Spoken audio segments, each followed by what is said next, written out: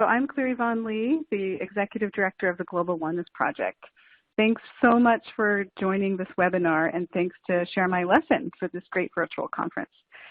So 6 years ago, I developed the education arm of the Global Oneness Project, and I'm very passionate about bringing immersive storytelling into classroom and community environments. So the Global Oneness Project is a multimedia platform which contains a full library of over 50 short documentary films, 40 photo essays, and companion lesson plans. And we're also storytellers, so many of our films are on our website and are ones that we made and produced ourselves. And we also license films and photo essays from professional photographers and filmmakers.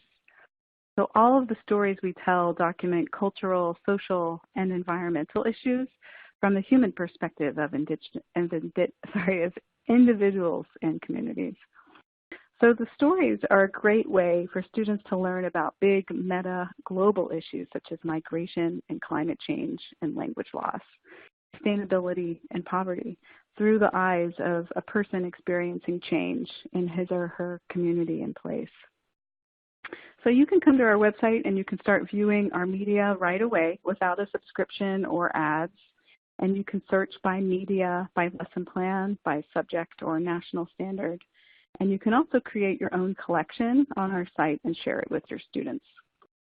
We also have a Google Classroom button integration and an app to access all of our film content, which is now available on iTunes, Amazon, and Roku.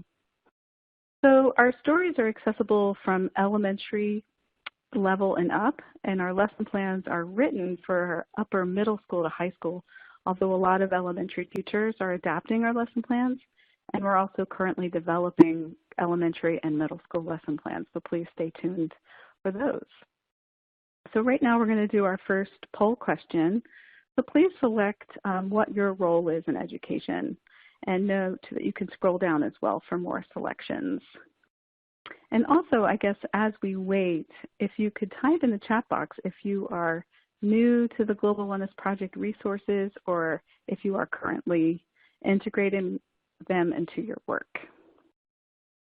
I'll give you a few seconds to respond to that chat.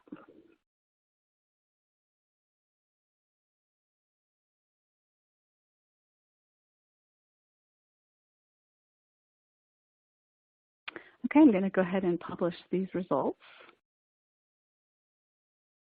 So it looks like we have a wide variety of people attending, which is really great. I'd be interested to hear from some of you who selected other and what your role is in education. And I'm noticing a few people that I have talked to before coming and showing up, and some new faces too.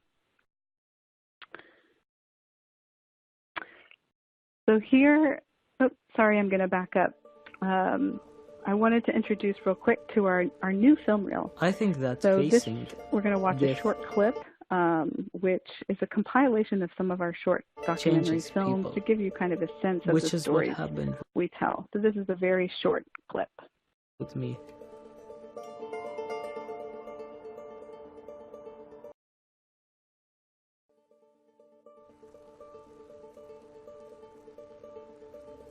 I think that facing death changes people, which is what happened with me.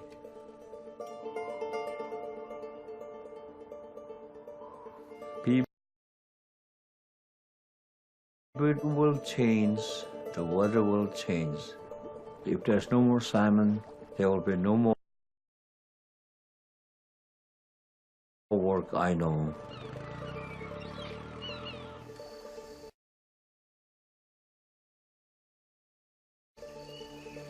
Hai bà sinh chị ở đây cứ giống tiếp đôi chia mà nuôi đã mình tạ sinh nhiều.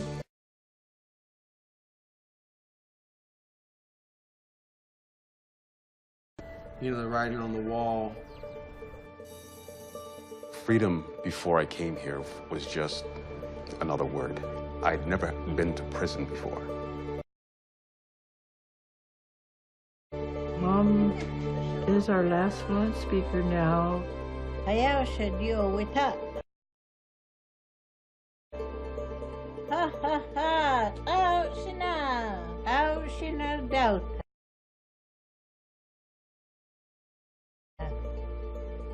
Yes, I'm living in an area where, you know, I'm prone to hurricanes. But nowadays, who's not prone to hurricanes?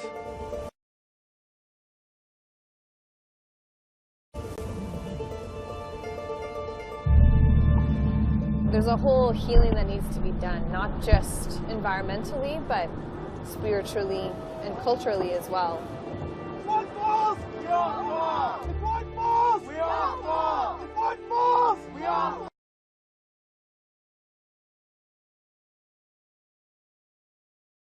Some almost non-verbal narrative which nourishes us, which has its own natural wellspring.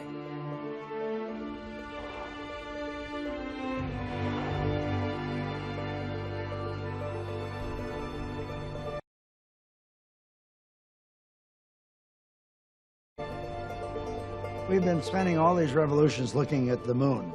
Then as we come around, we look up, and there's the Earth. And everything we held dear, our families, our country, everything we held dear was back on that blue planet. How in the world could this little ball exist in this vast universe of nothing? I want everyone to realize how tremendous, how beautiful it is to offer people a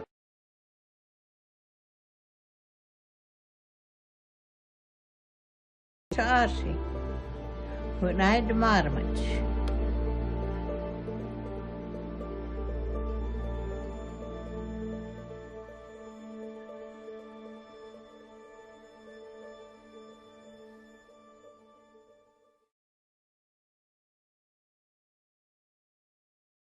So thank you, and I wanted to just recognize the international education audience that have attended, as well as just the wide variety of educators who have joined us. And so thank you for joining. So I just wanted to go over just briefly what the session will be about. I wanted to go over an overview of our stories with highlighting the Indigenous cultures. And so we'll talk about some classroom strategies, some lesson plan examples, teacher ideas and student work, and as well as some additional resources.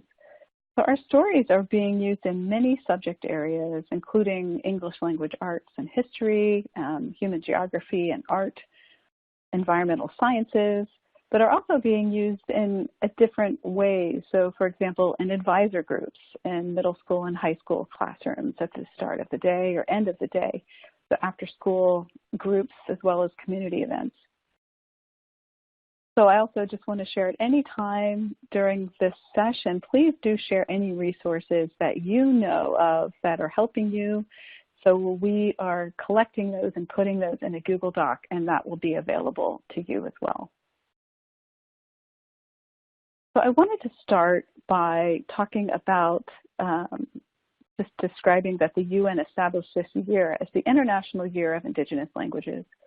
So actually, starting tomorrow for 3 days, they're going to host a hackathon calling the hashtag #WeAreIndigenous to raise awareness, to protect languages, and to develop innovative ideas and prototypes, including, which is hosted by UNESCO's Youth Mobile Initiative. So they're really looking at coming up with innovative ways to tackle some of these challenges.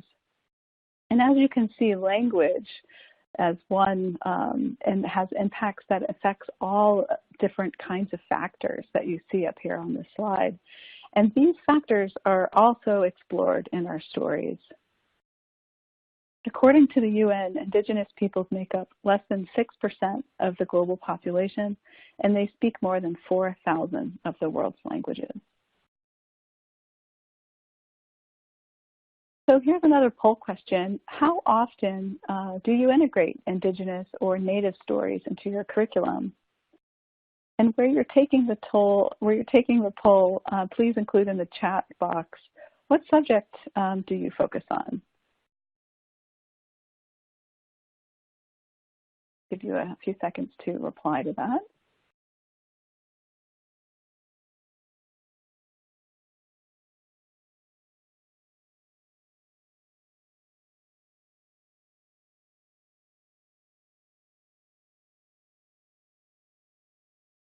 Okay. So we also have a very wide range of responses, which is great. So we can all learn from each other. I wanted to start by taking a moment to define Indigenous cultures from the perspective of Native Americans. So there's a great New York Times op-doc called The Conversations with Native Americans on Race by Michelle Stevenson and Brian Young. And so they interview in this short film, which is 6 minutes, Native youth who are expressing their challenges of the invisibility in society.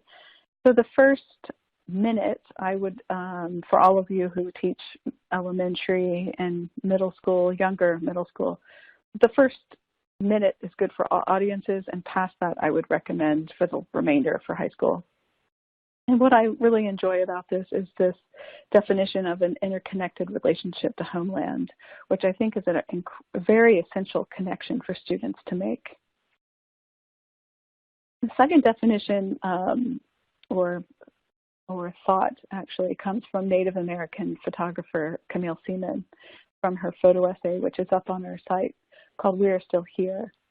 And this message, I believe, is one that is shared with a lot of Native Americans, believing that they are perceived as people of the past. But as Camille Seaman in her photo project called We Are Still Here, I think that is a very important message for students to make connections to modern Native America. So in addition to language loss, which we just talked about, this list is more of the themes and issues that arise with Indigenous cultures and stories that are on our website.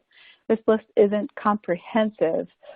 With each of our lesson plans, we include about 3 to 4 themes, which allows for varying entry points to one particular story. And English teachers and history teachers in particular are ones that come to us regularly and ask to include as many themes as possible. So those are added as each story gets added to our site, which we do regularly. You'll see more themes getting added to that list. I wanted to start by talking about one of our short films called Marie's Dictionary, and I did see in the group chat that someone said that they have used that in the classroom. If you have, I would be really interested to hear, and everyone too, how you're doing that. So Marie's Dictionary is a short film that premiered on the New York Times op-docs, and in the film we meet Marie Wilcox, who's the last speaker of her language, Wuk-Chumni. And she created a dictionary for 7 years to keep her language alive. The Wuk-Chumni are part of the broader Yokuts group native to Central California, which have yet to be recognized by the federal government. So as many as 50,000 Yokuts lived in the region before European contact, but numbers have greatly diminished, and today it's estimated that fewer than 200 Wuk-Chumni remain. So this film is 9 minutes long, and we're just going to watch a 3-minute clip.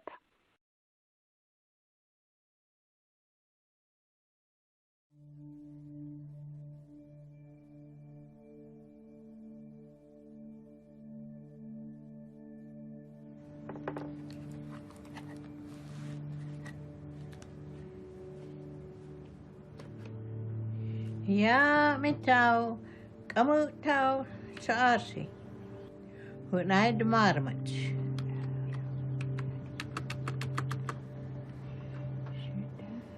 Trochid di yamayan, doshi de marmot, saasi my child dixon.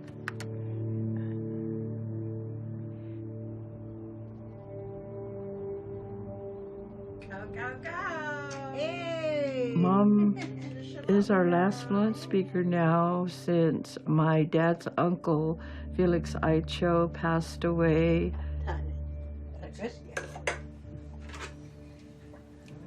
When I was growing up, I spoke English. I don't remember hearing Mom speaking the Wakchumni language. She just started writing down her words on envelopes and papers, you know. And so she'd sit up night after night typing on the computer, which she was never a computer person. I'm just a pecker. One word at a time. And I was slow. Just peck, peck, peck. So when I had all these words together, I thought it would be a good idea to try to make a dictionary. Lake, ocean, sea, Paasi. Paasi mai duptin. Me and my grandson are trying to record our dictionary from A to Z. Learn. The whole dictionary took me about 7 years. So that was a lot of work for me. It seems weird that I am the last one. And it'll just be gone one of these days, maybe, I don't know. It might go on and on.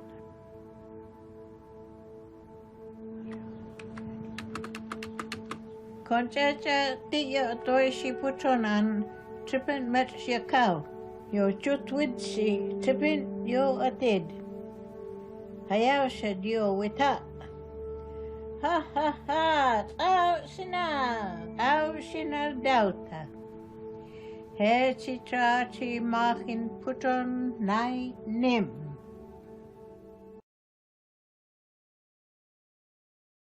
Well, thank you for including all of your comments. Those are really great to read. And I wanted to share a little bit about teaching with Marie's Dictionary. So Claire McGowan, she's a 5th grade teacher in Ohio. Last year she taught 3rd grade, and she used the film Marie's Dictionary last year in her classroom. She used the Jane Yolen's novel Encounter to introduce how European exploration impacted Native peoples in North America.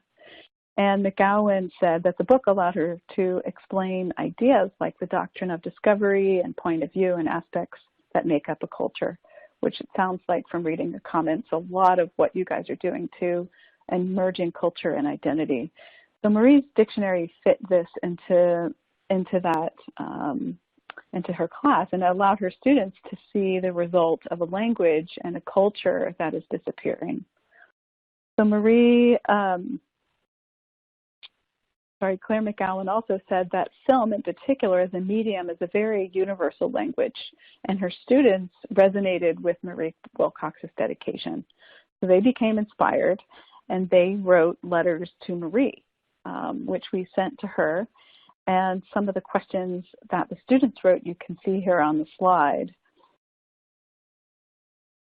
We also have a lesson plan, a companion lesson plan on our site titled Recording a Vanishing Language. And there's also a lesson plan up on the New York Times Learning Network, which used Marie's Dictionary as a foundation to have a whole lesson on the role of memory.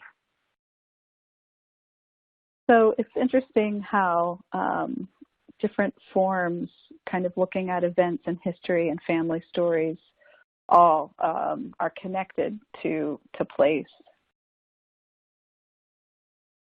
So Marie's Dictionary is an example of how one story can lead to building empathy in students. So students' questions were filled, as you read, with compassion and genuine interest in Marie's efforts to revitalize her language.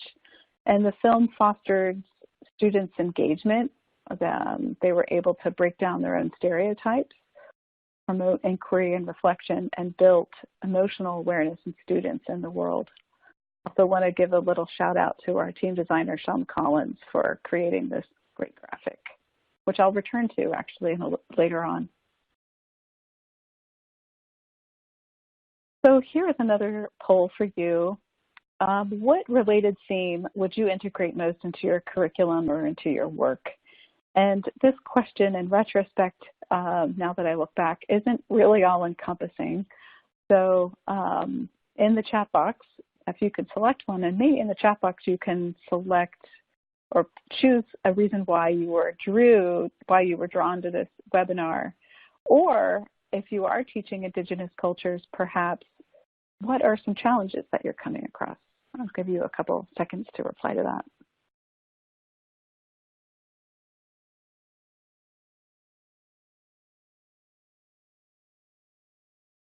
Okay, so I'm going to publish that. So cultural history obviously has the bigger selection, and we could potentially fold any of those into cultural history. So it'd be interesting to hear, I guess, more from you guys specifically what you are interested to address. So another more recent film of ours is called Countermapping. And in this short film, we meet Jim Enote, who is a Zuni farmer and museum director who's engaged a mapping project with Zuni artists that's an alternative to two-dimensional Western maps. So the Zuni maps depict Zuni, New Mexico through paintings based off geographical and historical events and stories, prayers, and ceremonies, which challenge the idea of the purpose and function of maps and invite students into a Zuni worldview. So let's watch a very short clip from Countermapping.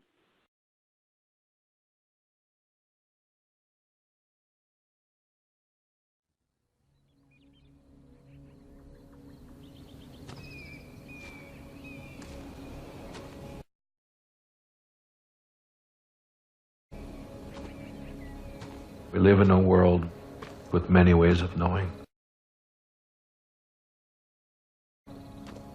with many different systems of knowledge.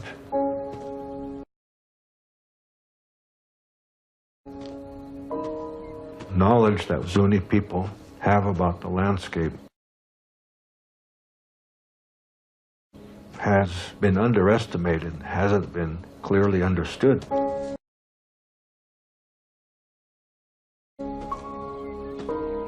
It's time to assert that we have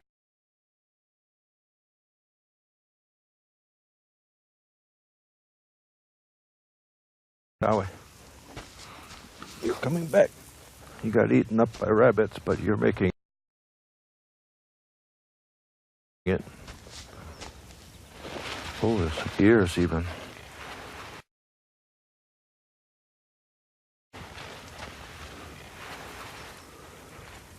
I've been planting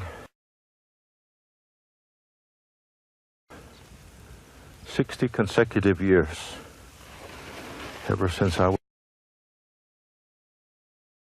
was in a cradle board. My grandma's.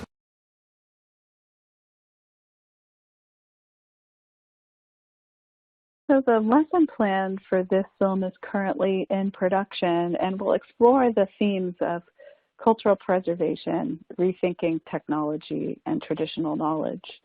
So this film is a great introduction also to map making and how they've been used to determine or delineate territories, having cultural and political implications.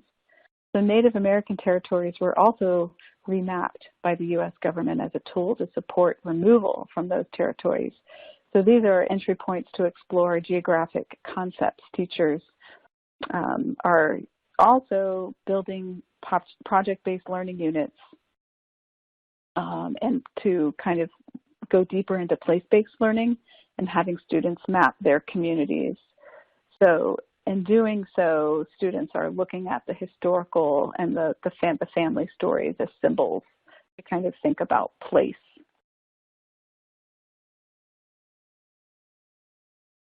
So I wanted to spend a few minutes to give you an overview of some of the films on our site which are specific to and highlight Indigenous cultures. And if you have any questions while I go through these, please do add in the chat box. And we have created a collection of all of these films, and later on the photo essays for you, so you'll be able to click and access all of those in one place. All of these films that are listed here on this slide are accessible for elementary level and up, except for the film I Am Yupik, which mentions suicide. So the first film, Yukon Kings, we meet Ray Waska, who's a Yupik fisherman, and he teaches his grandkids how to fish during the summer salmon run. And this film is set in the remote Alaskan Yukon Delta. The next film is Lost World. This is 16 minutes. And in this film, we meet a young Cambodian islander and who's dedicated herself to monitoring and speaking out against sand dredging. So this film in particular documents her relationship to her home in Cambodia. And so for over a decade, the Cambodian government has granted private companies concessions to mine the mangrove forest for sand. So this film documents that impact of the mangroves, but also the lives of the people who live in the forests and then the surrounding ecosystem. I Am Yupik, which I mentioned suicide among the native youth, is a very powerful film. And in this film, we meet a 16-year-old basketball player named Byron Nikolai. And he's from the tiny village of Tuksuk Bay.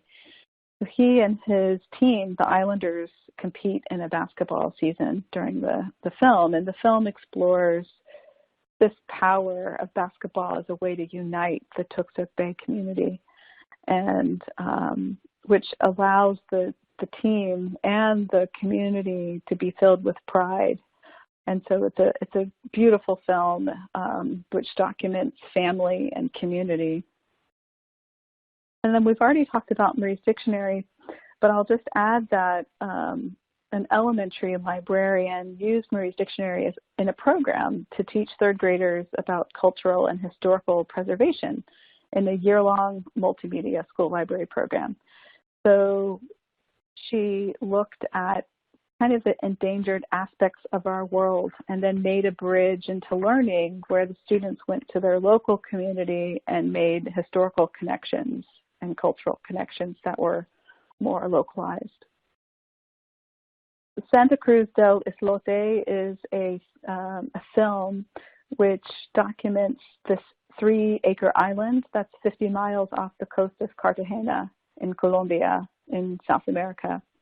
The film introduces students to 2 islanders. One is named Juancho, who's a fisherman, and the other is Juan Pablo, who's a 10-year-old student.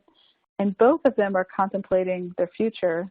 Juancho mourns a decreasing fishing population and the potential loss of an entire way of life. And Juan Pablo dreams of an education off of the island. 1,000 Suns is a longer documentary, it's 25 minutes.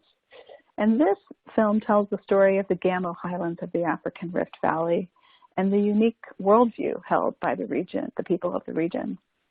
And what's interesting about this area is that it's an isolated area. It's been remarkably intact, both biologically and culturally.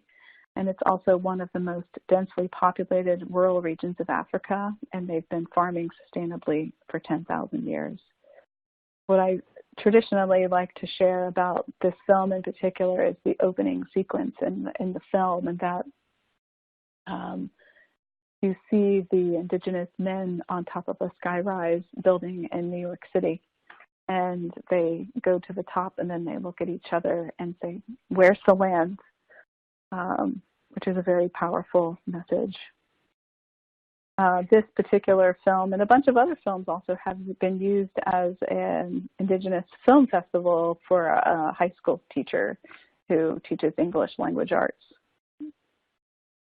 The last ice merchant, we meet a man named Baltazar Ushka, who's considered the last ice merchant in Chimborazo, Ecuador.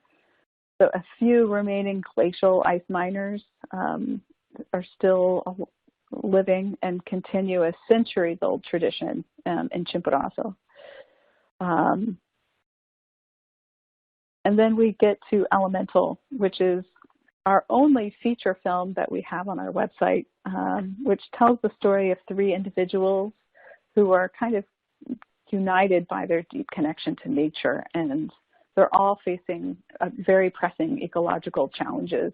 One of them is Ariel DeRager, who is a member of the First Nation community of Athabasca Chipewyan in Alberta, Canada, and which is the location of the controversial tar sands and the mining of oil there. And she's devoted her life to and her work to preventing mining on her native land. And so I wanted to just highlight a few of the discussion questions that we sample, that we have in our lesson plans as a sample. And our lesson plans provide background reading for the teacher, material for the teacher, which has in-depth research about the issue explored in the story.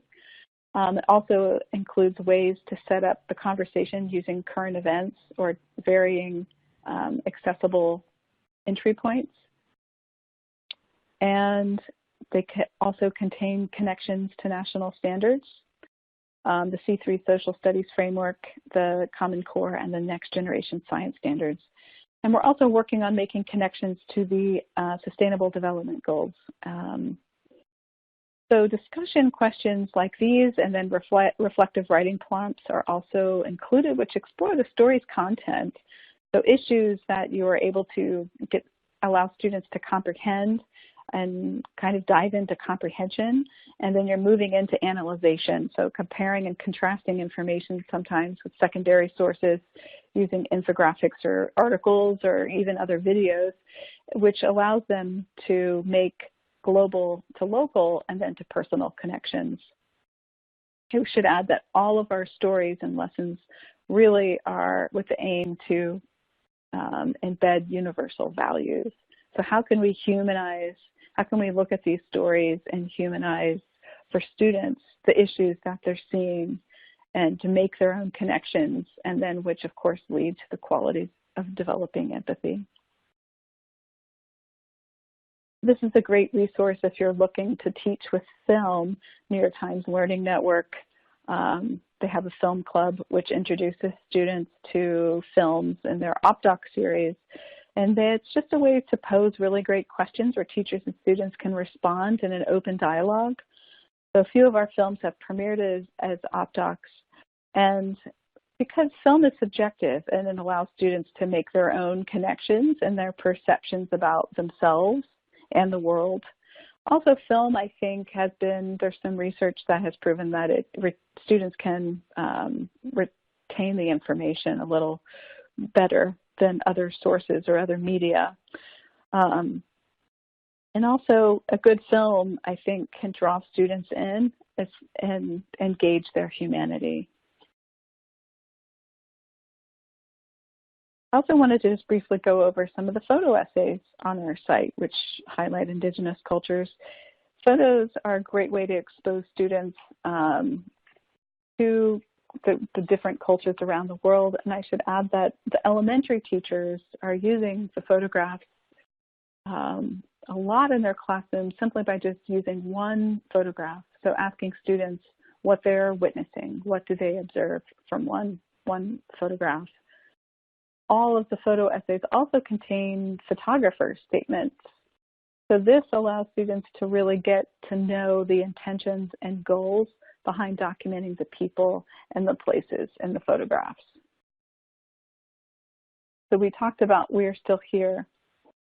And the next is Taylor Weidman's The RLC, which highlights the Kazakh people living in a small village near the banks of the RLC in Kazakhstan.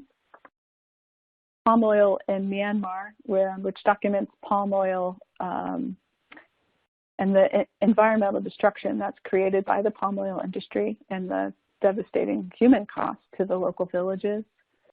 I'll talk a little bit later about a 9th grade human geography teacher, but she uses this, the palm oil photo essay as a case study to discuss the geographic concepts and practicing geographic thinking. And then the Drukpa, the nomadic mountain people of Tibet. This photo essay is interesting in that it documents over the course of 15 years the Drukpa. So the earlier photographs in the photo essay are taken on a film, which were 15 years ago. And then you get into more digital photography, so you get to see the differences there, but also that culture has changed dramatically, and that as the later photographs come up, you start to see their connection to modern technology due to the effects of relocation. A fifth grade teacher is using these particular photographs for students to examine cultural elements, customs, and traditions. Yes, I just saw somebody make a comment about the visual thinking strategies, which is a really great thing to visual thinking strategies from Project Zero, which is a really great way to integrate in photography.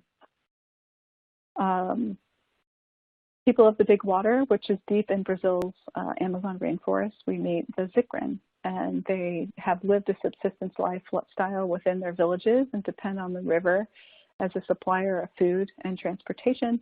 And of course, their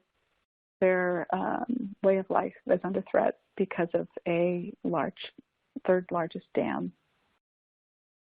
And then Waiting to Move documents a community off of Shishmaref Island in Alaska.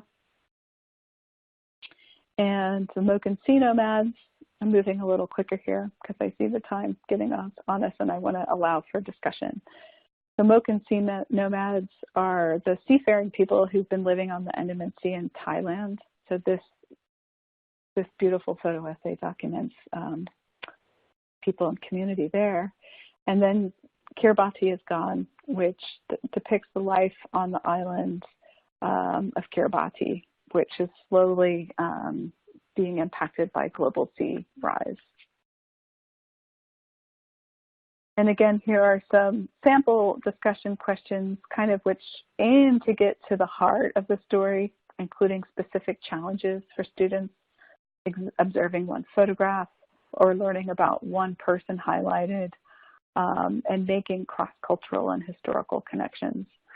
So the aim is really to allow students to witness the people and the place and the culture and become more conscious of Indigenous cultures, the ways of life and celebration, and also the challenges to foster thoughtful global citizens.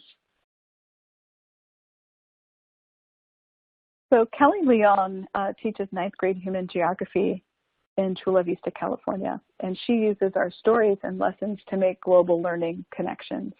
And she contributed to the human geography course design, which looks at case studies across themes of culture, environment, and political challenges. So the stories are used to make connections across issues like globalization, modernization, and migration for students to witness how places and landscapes are changing due to human environmental interactions. And this, Leon, when I talked to her, said that this enables her students to interact with the humanist side of geography. I'm adding this again just to make the connections that I'll talk a little bit about empathy in a moment, but that these stories are kind of speak for themselves, and that these pedagogical tools are what innately allows students, they're learning these skills from watching, observing, discussing, and creating projects beyond the life of the story itself. I like to show this quote by Kaliali Mam, who is the director of Lost World. This is a beautiful quote. It has, it's also deeply sad, but it exemplifies this human environment connection, which leads back to the definition of Indigenous from the beginning of the session, that this interconnection between the relationship to homeland. And I mention this too because a lot of what we aim to do is to introduce students to people and places around the world that are under threat. And how can we create connections again to the environment, to the culture, that there's so many memories and artifacts that are under threat. And so how can we bring in a certain remembrance about these cultures in students to make those deeper connections?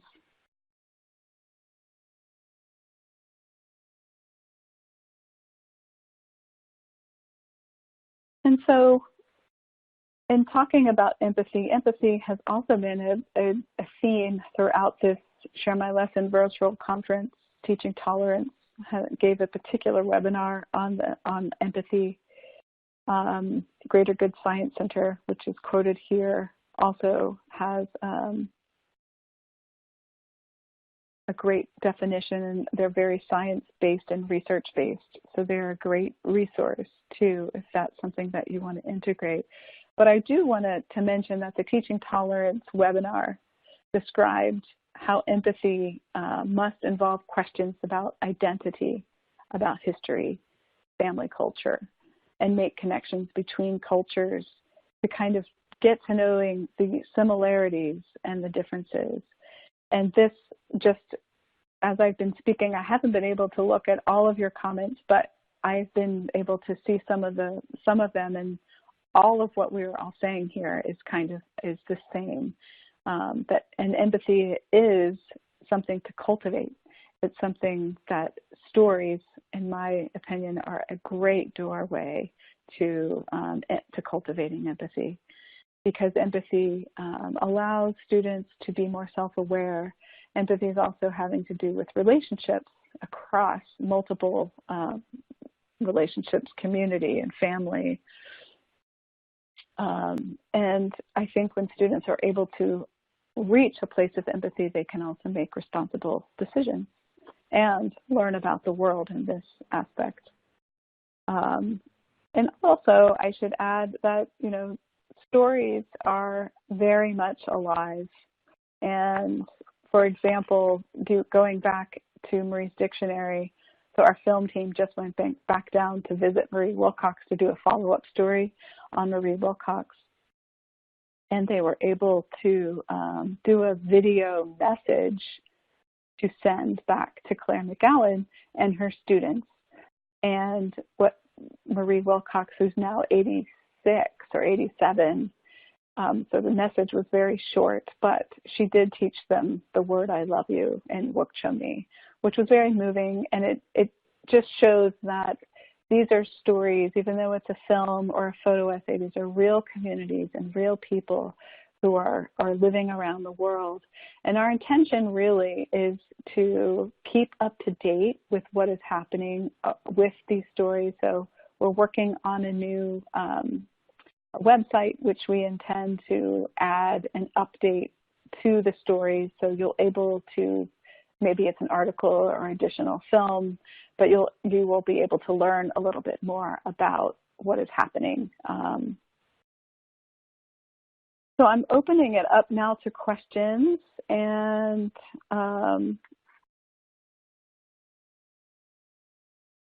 Thank you, Clary. We have a number of questions, and I think you just answered one of the questions that was posed earlier during the presentation. And Angels Natal wanted to know if Maria Wilcox is still alive, and so we just cleared that question. But we have several other questions here, and we have one from Monique, and her question is, are Indigenous languages taught in mainstream state schools in the United States? I think it depends on what school. I think different schools probably address this in different ways. I would generally say that they are not taught in schools, but if anyone out there wants to chime in and say otherwise, please do. I will say, going back to, is Marie still alive? I just wanted to add that after this story was made about her life, the film was brought back down to her community. And it wasn't until the community saw the film that some action started to take place around kind of revitalization. So there are more classes that the community is learning Wokchungmi. So it's just another example how the story can have a different life and how it starts to live beyond what's in the film. Thank you for that response. And I apologize. I do have a few housekeeping items regarding questions. Again, I posted in the group chat, and I think everyone responded. If you have questions, please type them in the Q&A. Use the Q&A widget to type your questions. And also, you should be able to download your professional development certificate if you answered the poll questions in this webinar. You should probably go ahead and do that now before you log out of the session, and you must be on a laptop or a desktop to access this certificate. And so with that being said, I'd like to move to the next question. What national standards do you integrate into your lessons? Yeah, so I talked a little bit about that, but majority of them are the C3 framework, College, Career, and Civic Life Framework for Social Studies standards, Common Core standards, and the Next Generation Science standards. Thank you. And then we have time probably for one more question. We have a question from the Executive Director, Circle of Indigenous People. Is there any type of database for Indigenous people's language-intensive films? That's a great question, and I'm glad you asked that. So in the resource section that we have available to everyone, please do check that out. What I would recommend if you are looking for very particular Indigenous films would be looking up the National Film Board of Canada.